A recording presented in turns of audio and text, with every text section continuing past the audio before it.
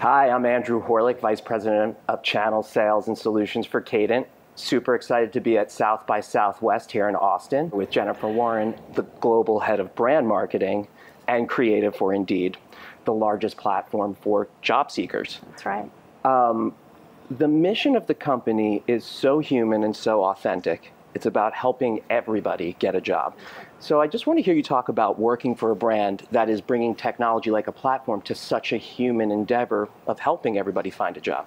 Yeah, that's such a great question, and I love talking about this. It's actually why I joined Indeed. I would say I think most brand marketers' dreams are to be with a company that has a genuine mission. And when I went to Indeed for my interview, I saw mission plastered everywhere. Everyone was wearing the t-shirt, "We help people get jobs." And I still was a little skeptical. Do they believe this, or is this just, something that they're saying everywhere? And then after meeting with everyone from the CEO to the sales team, that's what everybody was talking about, their mission and helping all people get jobs. And and when talking to everybody, I realized that truly was the focus on how we were thinking about building our products, things like how do we break down barriers for job seekers that are having a hard time finding employment. What do we need to do to our product to fix these things? How do we open eyes up of employers that might be thinking that they need to hire someone with a college degree, but that requirement isn't actually out there? So it truly was the DNA of the company and why we exist. And there's rarely a meeting that gets started without us saying, just a reminder why we're all here. We're here to help all people get jobs. It's so important, especially at a time where industries are going through these tremendous evolutions. Work itself is changing. How do you guys think about that? When you talk about breaking down these barriers and trying to help people, this is such a new world. How do you guys innovate around that? We have a website called the Hiring Lab, which is all of the marketplace data in the world. So we really monitor that closely to understand where should our focus be, looking at things like where are there challenges, how long does it take certain segments of job seekers, for example, to get a job. One of our goals is to shorten the time that it takes to get hired, because that will keep people out of poverty, and it's just better for the world. So we really look at the data to really understand where we need to focus our time. I mean, one example of that is realizing that across a lot of segments where it was slower to get hired, there was one commonality across all of them, and that is lack of college degree. So one of our focuses, and that applies to 60 to 65% of the labor force in the U.S. alone.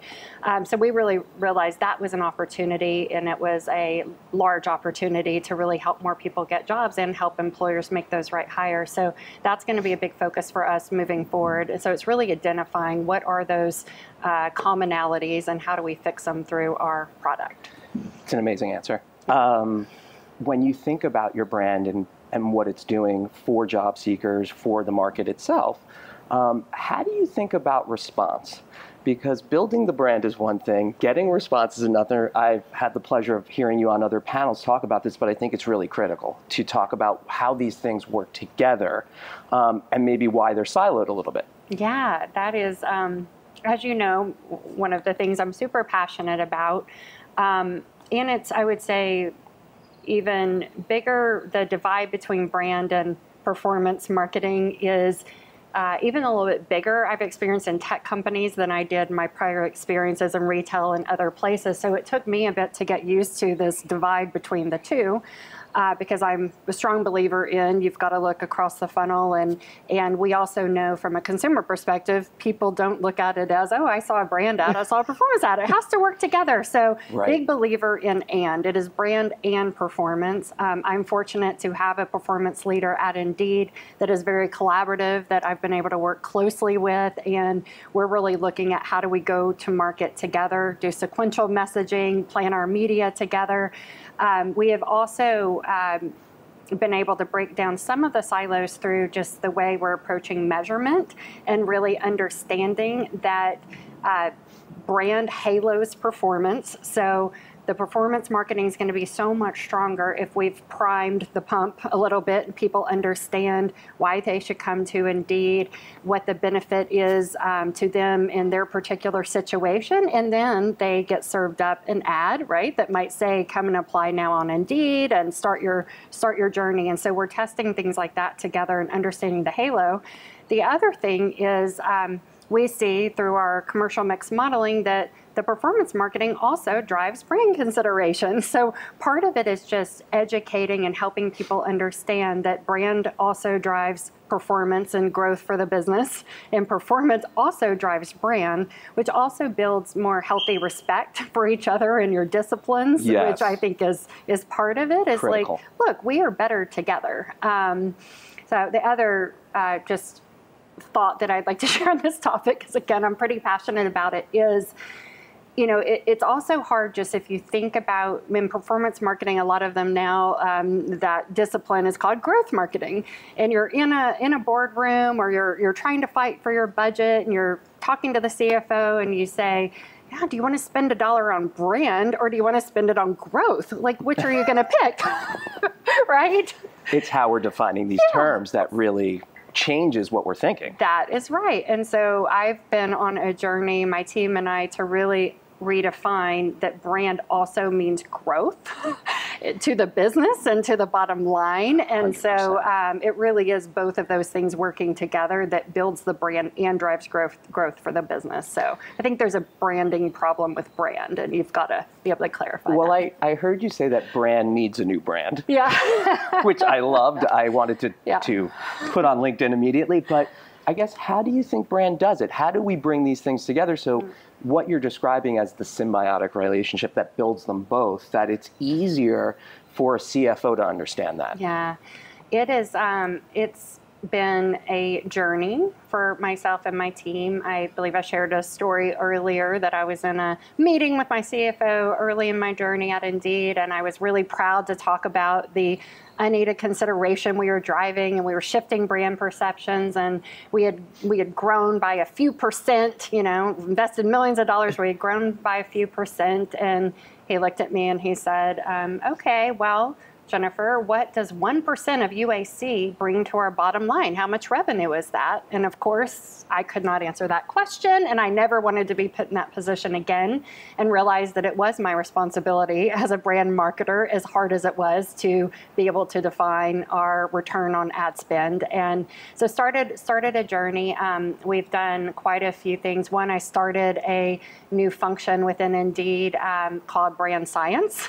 Again, kind of to help brand create a new brand and help people understand. We also were data driven as a team, and really looking at how to drive the business, as well as to put focus and put, you know, some talent on some of our hardest problems. And that was in figuring this out. So started a new function, hired some econometric modeling partners, also working with some people internally within marketing science to really tackle this problem head on. And it's been a great journey over the last couple of years. Very proud moment when I was able to go back to that person and attend a board meeting where I was able to explain the return on ad spend, as well as the growth of 55% in return on ad spend once we used the data from the model to optimize our spend over the course of a year.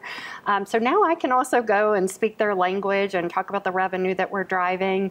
And then we have other sources as well that help us validate that methodology, because there's always going to be someone in the room that says, I don't know if I believe your model. So always looking at other ways to back up what you're saying is also important. It's so important, having those quantifiable sort of answers that tie to the storytelling and tie to the bigger objective. So I love when you were talking about the science and quantifiable results. I heard you talk about song sheet, and I wanted to hear more about that. It seems like what you're describing a lot is collaborating internally to change the story or make the story in a way that more people can read it, so more people can get engaged and participate. That's right. Yeah, so I think another important role of brand marketing is clarity of message. I think that we bring a unique skill set to the table, and that's probably how we ended up as brand marketers. And one of the things that was happening across Indeed was if you looked at our messaging out in the world, it was just not consistent and it wasn't clear. And so I think at the time we were living too much in our silos. We had a great brand positioning. We had our messaging within our world of brand marketing and marketing in general. But then you look at all of the other places within Indeed. We have 13,000 or so employees that were out there putting messages out into the world. A sales team. We have a client success team. So a lot of different teams, and we realized, oh my gosh, we're saying this over here and this over there. So really worked on how do we bring all of these teams together that are responsible for putting any kind of message out there about Indeed, and really align on what we call it as project song sheet. Let's get on the same get on the same page and make sure we're singing from the same song. So really started with our brand positioning and the value we brought to the market, as well as how our products fit within that and our reasons to believe.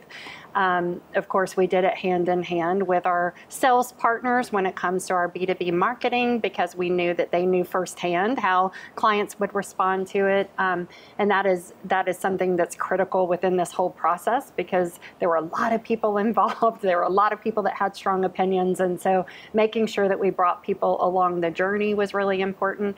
And then a step that we missed that we had to go back and do was really testing, because you'll find when you're in a room with people with very strong opinions around your messaging, it's much easier to align on something if you have some real data behind it. And so that's something that I would just share with marketers in general, like make sure that's part of your plan if you're going to tackle things like getting the whole company on the same page as it relates to our messaging. I think it's just a great idea to even try. Yeah. I think lots of companies find it super difficult. So Indeed has done incredible marketing, and sort of the creme de la creme is the Super Bowl spot. Love to hear about the one you guys did coming out of the pandemic. Obviously, a very huge moment for our society.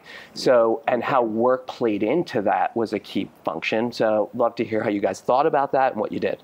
Oh, thank you for asking. Definitely a proud moment within my career at Indeed, I think, and for all of us, because similar to everything else that we do at Indeed, very authentic to our mission in that decision. So during the pandemic, one of the things that we really saw through social listening and just what we were hearing from people is this loss of hope that there were jobs, right? Everybody's world was turned upside down. No one had ever really seen anything like this. And we really talked about how can we help, what can we contribute, and how can we do that on, it just happened to be honestly a couple of months before the Super Bowl when we made this decision. Right. We're like, it's the world's biggest stage in terms of being able to reach a lot of people pretty quickly with a message. And it certainly wasn't a decision that we made lightly because of the investment involved, but we really thought staying true to our mission and helping all people get jobs, what people really need is a sense of hope. And so we decided that we would actually showcase real job seekers that had gotten a job within that time period on Indeed. But it was also a really, really emotional story. It has to be to do well on the Super Bowl. But just as a quick follow-up, when you do something as big as the Super Bowl, are you thinking about other channels to get that content out? Is it socials? Is it other digital stuff? How are you thinking about using different channels to get the most value? Yeah, that's a great question. I don't think anyone should consider doing the Super Bowl unless they're thinking about it across other channels, in particular social media, and driving engagement in that way. And so another thing that we did during that time period is work with a lot of our clients and the ones that were now hiring, and we had a hashtag now hiring. And so we really involved them in the process. We highlighted their jobs during the Super Bowl online. We had them tagging and also a part of this effort to let people know that people truly were hiring right now, which we felt like, again, was an authentic proof point to our message. Absolutely amazing. I could talk to you all day. Thank you, Jennifer. Super insightful. And look forward to continuing the conversation. Thank you so much. I enjoyed it. I love this event. It's a fun one. Have a great South by Southwest. Okay. Thank you. Thank you. You too. Okay.